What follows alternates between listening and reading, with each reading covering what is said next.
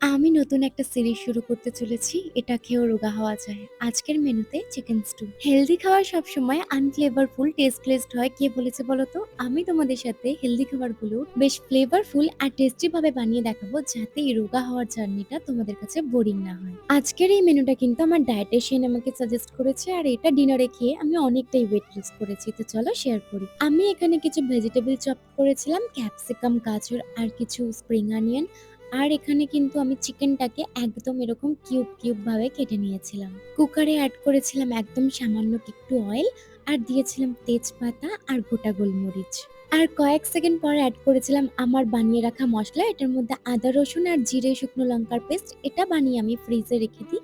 এটা এইভাবে আমার মাঝে মাঝে কাজে লেগে যায়। তারপর অ্যাড করেছিলাম চিকেনগুলো। তারপর হালকা একটু সটে করে নিয়েছিলাম, বেশিক্ষণ না, কয়েক সেকেন্ডের জন্য। আর তারপর এড করেছিলাম সব ভেজিটেবলস গুলো। আর আমি না একটু পেঁয়াজও কেটে নিয়েছিলাম, সেটা ভিডিওতে নেওয়া হয়নি। আর সাথে এড করেছিলাম একটু সুইট কর্ন। আর শোনো, নুনটা না একদম লাস্টে গিয়ে এড করবে, না হলে ভেজিটেবলস গুলো থেকে একদম জল ছেড়ে দেয়। আর নুনের সাথে ওখানে এড করেছিলাম আমি একটু গোটা গোলমরিচ গুঁড়ো। ব্যাস, তারপর পরিমাণ মতন জল দিয়ে মাত্র ২ টো সিটি দিয়েই নামিয়ে নিলে রেডি তোমাদের হেলদি একটা চিকেন স্টু। আর এত হেলদি একটা মিল অপশন তোমরা কিন্তু ডিনার, লাঞ্চ যেকোনো সময় নিতে পারো। আমি এটা বেশিরভাগ ডিনারে প্রেফার করি। আর এরকম হেলদি আরো ভিডিওস এর জন্য অবশ্যই কিন্তু আমাকে ফলো করে রেখো। চলো আজ টাটা।